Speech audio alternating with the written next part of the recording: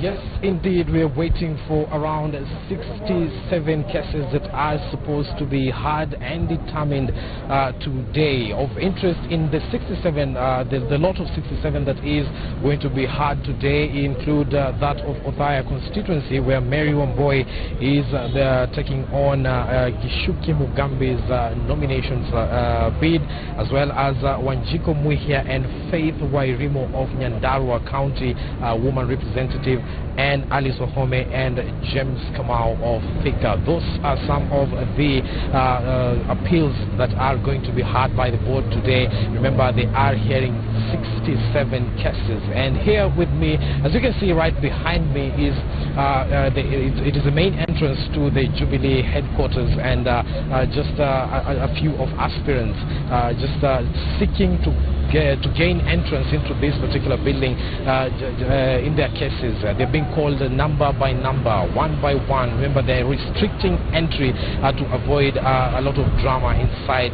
this particular building, so to speak, because previously they were allowing some of the supporters and the candidates and supporters into the but then again, as yesterday, there was a bit of drama and a scuffle inside that particular building, and that is why they have decided to do some crowd control here to just keep people out, and unless they are really needed inside. And now I'm now joined by some of the aspirants who just came to present their cases here, and their cases have been heard and they're waiting for their verdict. Ujambo. What brings you to the Jubilee house? I came to Jubilee because I was an aspirant for Embakasi South, and my main aim was to come today to Jubilee to know what is the verdict of our issue, because the other constituencies for Nairobi have been gazetted. They have the newspaper and they know they are member of parliament, and I was delighted to come and see that the wish and the will of the people of Embakasi South has been honored by them awarding me the winner of Embakasi South seat. And I can tell people for Embakasi South, say thank you for them for appointing me to be their nominee and the Jubilee Party, and the party for seeing the truth, because we didn't go to appeal board, but we went to the dispute tribunal board, which went through the papers, and I was not there yesterday, and I was told that your name has been inserted. We were fighting it with George G. Jenga and Mutunga Mutungi, and me, David Njugunambugwa. But they have, I defeated these people with a few votes, and they have declared me as the winner of Embakasi South. What do you make of the process of appeal? Because a lot of candidates who are presenting themselves here are saying it is super slow.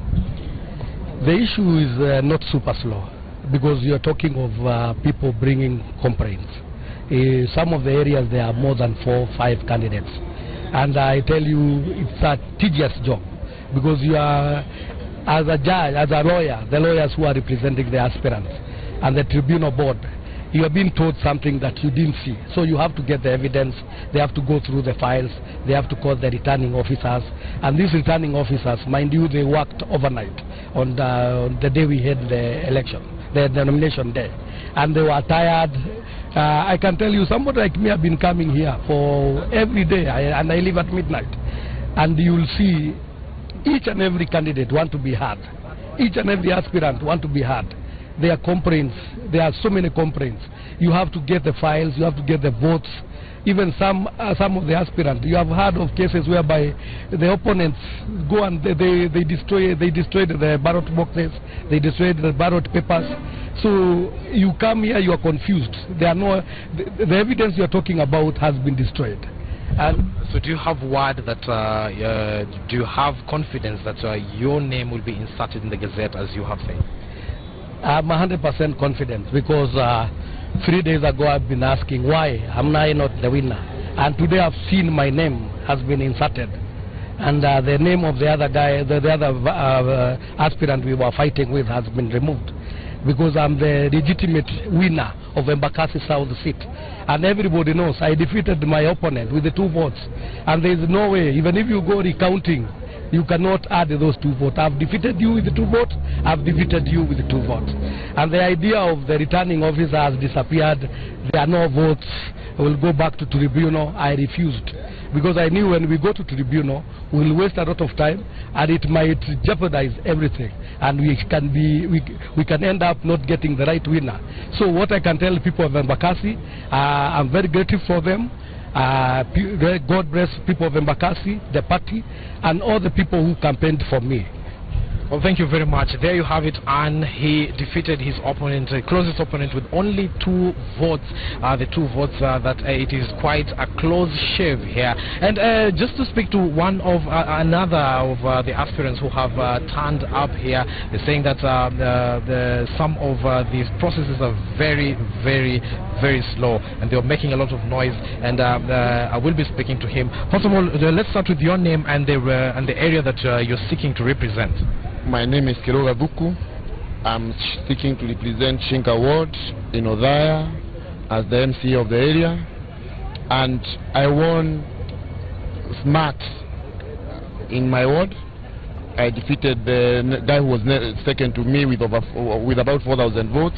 So I saw you engaged in a bit of a scuffle here when the official from inside came in to read the names. What seemed to be the problem? Okay, now we were explaining to him, because you know we had our hearing last Saturday evening, and I want to congratulate our party. It has done very well in terms of hearing our petitions.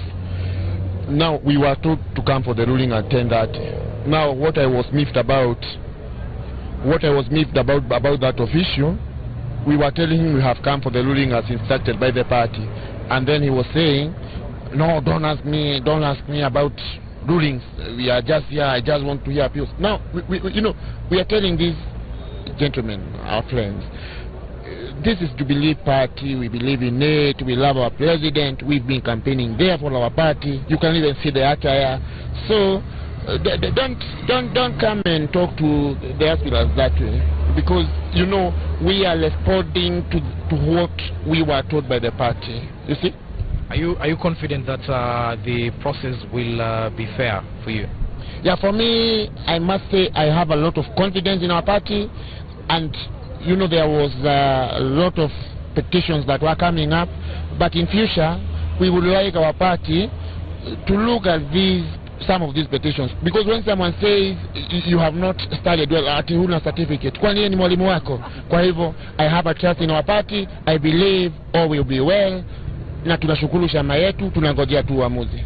Well, thank you very much. There you have it. Confidence exuded to the party despite of a very, very slow process that some of the aspirants and their supporters are complaining here. They're saying that the process has been very, very slow. But then again, we are keeping it here, and we'll be keeping you updated on the happenings and the goings on at the Jubilee headquarters. Over to you now, Anne. Thanks, and we'll shortly catch up with Stephen Leto, who's at Gracia, following the same, for ODM. But Rachel, let me come to you quickly on the Jubilee question, because you yourself are before that tribunal. How are you finding the process of, dispensing of the matter? Is it too lengthy, or, is it what you can expect given the number of appeals that are before this body?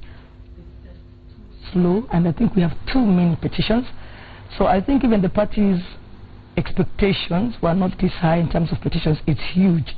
I was there, for example, from around 2, I left at midnight, and that's what's happening. Everybody's staying there a whole day. But eventually everybody will be seen, actually. And I think there are enough chambers now where people are going in. They have tried to expand and expand and expand, I think, to the capacity of the party. So it may be slow, and it's actually very slow. But I think patience is really needed.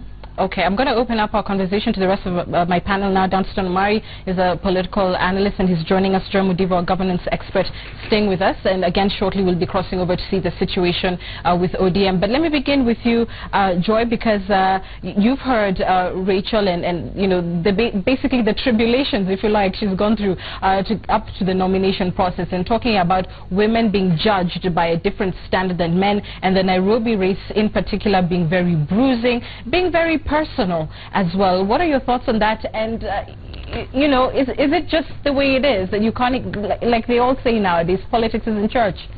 No, it has to change. It's one of those things that has to change. I have a case in mind of Bishop Margaret, who was involved in some altercations, and we see how the courts have handled her. In fact, one of the things I wondered was, in this situation, where was the party when she was being arraigned in court to come and stand up for one of their own? We do not condone election offenses, but when we see election offenses all around, but we see one person singled out, and it happens to be a woman leader, and she's put through the ringer for something. I mean, the charge was malicious damage, but she was supposed to be in custody for 5 days for statements to be recorded. I mean, it was ridiculous. And it's one of those things where we have to now stand up and say, look, women leaders are leaders nonetheless. They deserve respect. The same support that you would give other leaders, you need to give women leaders. And over and above that, this hypocrisy of holding women to a higher moral standard or to a different moral standard is absolutely ridiculous. And it goes as far, not just in terms of politics, even in the public sphere. There's an article in one of the dailies today talking about how women are earning far less than men in Kenya for equal work done. And it's one of those cultures that I think do not do us any favors. The women in this country have demonstrated that they have enough capacity to handle. All they need is opportunity and equal recognition for their work. So it's one of those things I must join issue with Honorable Shebesh and say, time has come for us to stop with the hypocrisy. Politics is a hard knock game, and in the hard knock game, if a woman hits you hard, take it like a man, and if you cannot, the kitchen is too hot or for take you, it like a woman, you know, or take it like a woman. But right. also the time is a woman who bruises a man, and then he looks for extra support in dealing with this woman, and so we need to change that. Dunstan, Shebesh has agreed that, you know, it's been a bruising race in Nairobi, and now here she is in the position where she said she's willing to work with the Jubilee gubernatorial winner, aspirant winner I should say, Senator Sonko, with whom she's had a tumultuous background, nonetheless willing to forge forward. How does the party do this? Because the reality is, well, whilst people must work together, one would imagine, for the interests of the party, behind the scenes you can expect that each one would still be advancing the interests in which they went into the campaign. How can the party mediate or help calm the tensions that have arisen from these bitter primaries? And thank you very much, and I wish to congratulate Honorable for that battle to regain her seat, because it was vicious. We have been monitoring it, and it was very, very good for her to come out fighting until she was given that ticket. And the first issue that I look at it is that, one, the parties are not women friendly. Both NASA and Jubilee are male-dominated parties. Jubilee, where my good sister Honorable has won a college, the party was led by a woman. Mysteriously, she was removed the last 3 days before the elections. Veronica was thrown out. Tuju came in.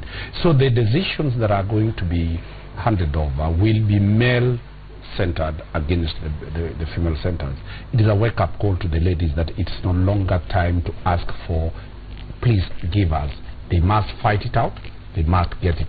And that is the position that the reality has come in. And when you look at these party primaries, the questions that come in is that, were the parties really parties? Were they aware of the enormous amount of logistical arrangements that were supposed to be put in place? I don't think. I went to the ODM's tribunal. It was chaotic. Yesterday I was at Pangani to represent my client. It is just chaotic. It is only that it has not, the magnitude has not been put to the nation to see what is going on there. If people are there for the last 4 days, people are showering there, people are sleeping there, people are keeping vigil there, is that what we fought for in terms of multi-party democracy? We need to relook the law on the primaries and hold the parties accountable, because they receive state funds, taxes of every Kenyan, and therefore they are supposed to do that bare minimum.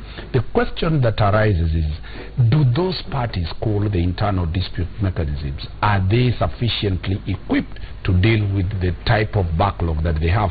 Mheshimiwa said it is almost 500 and over. That might be what is a conservative figure. Parties are like governments. They'll never give you the exact number of the complaints that have been lodged against them, because it is the party that has mismanaged the nomination. So if we are talking about conservative figure of 500 party disputes, do they have the capacity to deal with that? I'm a lawyer, and tell you. Capacity there, that's something that has been questioned. Hold your thoughts, Damson, because I want to show you the images from ODM. Yes. Who are equally going through this process. I believe Stephen Leto is standing by. He's at the Gracia Hotel here in Nairobi, where the party is holding some of its sittings. Stephen, give us a feeling of what's going on. Well, like I told you earlier on when we were in the Orange headquarters here in Nairobi, is that there was a lot going on in terms of between Gracia Gardens and Orange House, in terms of aspirants going to Orange House to check the status of their petitions and coming to the tribunal, appeals tribunal, to inquire why their petitions is not being acted upon. And so a lot is happening here. When, if you can see behind me, is a lot of people. These are aspirants from various seats across the country, just coming to check how the tribunal is handling their cases. A short while ago, we had Kisumu Senator Peter Anyang' Nyong'o, who had checked in. Remember, there is the results for the Kisumu gubernatorial seat has been contested because Senator Professor Anyang' Nyong'o declared himself the winner. Jack Ranguma, the incumbent governor, also declared himself as the winner of that contest. And so there was a lot in terms of who won that election. That matter now before the appeals tribunal. Also the issue of the courts through the political parties, the dispute resolution the tribunal, barring the Orange Party from declaring Peter Anyang' Nyong'o as the winner of the Kisumu race. And so he is inside appearing before the tribunal. Also we have seen Uriri Member of Parliament John Kobado also doing the same, getting in to appear before the tribunal. And so it's a beehive of activities and here. But quickly, I want to introduce to you Babu Owino. He won the Embakasi East parliamentary seat, but you are here. What are you doing here? And tell us how what is the mood like inside there? Thank you very much. I think the mood is very fine and everybody is calm. We advised our supporters to keep off and be calm about the verdict that will be made by the tribunal. But everything is fine. I brought my friend here who's been summoned by the tribunal, and I hope everything will be fine. There's this issue of Nairobi. We hear that Nairobi has some petitions, including that of the woman representative Pasaris being challenged. Are you aware of that? Yeah, I'm very much aware, but I would advise the people who lost the elections to unite with the winners, and then they work together. It is very important to bring the people together. Every other time we know in an electioneering period, people must complain. There are losers who will always complain. Even winners are never satisfied. When you look at my constituency, the people who got the votes, for example, my number 2 had 1,200 votes, and in that 1,200 votes, they still rigged. So I was also disappointed, but all in all, everything went on well. Yes. Thank you. That is just to paint the mood like inside how that tribunal, because we've been barred from getting inside, but what we understand is some rulings have been taken inside, and any time from now several aspirants will collect their verdicts with the appeals tribunal and forward them to the party's National Elections Board. But like I told you earlier there, and there is a conflict because the National Elections Board is not expediting the action on the issue of the petitions or the verdicts that have been issued by the appeals tribunal. And so that is what we are keeping an eye on, and any time from now when the senator for Kisumu, who is eyeing to be the governor for that particular county, emerges from that sitting, we'll be able to catch up with him just to tell us what next or what is the verdict, because one of them must lose in the appeals tribunal's verdicts, and we are told we want to see who then is going to go it alone as independent, and who is going to go it with the Orange Democratic Movement flag. And thanks very much, Stephen, for reporting for us. I want to come back to you, Shebesh, on the question of dispute resolution and moving the party forward in a critical time in a race where, as you've said in Nairobi, it's going to be 50-50. And whereas you have said that, you know, this is not about, you know, personal feelings and what you want or not, you know, it's a must that people work together. There is the behind-the-scenes action in terms of really how you form an outfit that is working seamlessly, and because of the bitterness that there has been, that some aspirants have seemed to had going into the nomination process, there's concern that whereas you're saying, you know, you have no choice, you're going to work with whomever is there, that the practicality of that may be difficult. First of all, how do you intend on achieving this united working team post the meeting that you've talked about that you're hoping will happen on Friday? And to what extent do you believe, especially in the Nairobi case, that the very top leadership of the party, the president, his deputy, must intervene in terms of ensuring that everyone who has got the Jubilee ticket actually works as one team? Let me tell you, the reassurance for those who didn't win can't come from the competitors, those who won. Right. It must come from the party leadership, as you've said. So I am very confident that in the next week we will be sitting with the party leadership, because I've said we have not completed the petitions in Nairobi. As soon as we do, and we know all the candidates for the seats of MP and MCA, governor, senator, women rep, we will even unveil our deputy governor, because that's also somebody who will be part of the team. Right. So after that process, I'm 100% sure, Anne, that the party leadership will bring us together. And it's also the party leadership that will deal with those who feel aggrieved through the loss of this nomination process.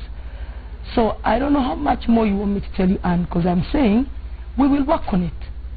I don't know how, but we'll work on it. As soon as we get our list, as soon as I get my ticket, and the governor gets his ticket, and everybody gets their ticket, we will then sit and go forward.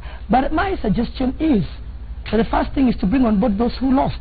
Right. And to make sure that we do not allow them to cut, you know, chip away our votes because of going to the independent option, which is actually the only option people have is independent.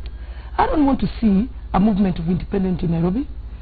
I don't, because I believe strongly that a party leader must have members of his party representing him. Once you go independent or any other small party, what it does, for example, for Uhuru Kenyatta, is that it will force him to negotiate with an individual per individual when he wants to move his issues in parliament.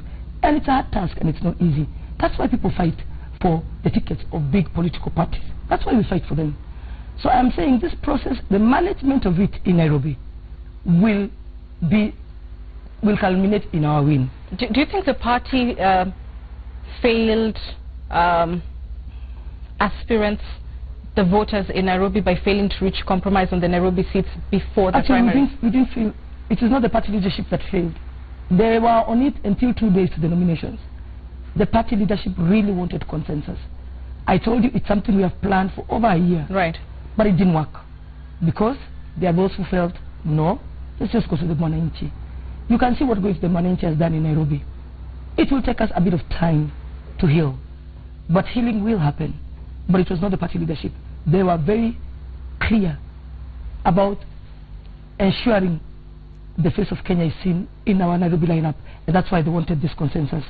But when consensus fails, you go to the people. You go to the ballot. And the people have spoken. Right.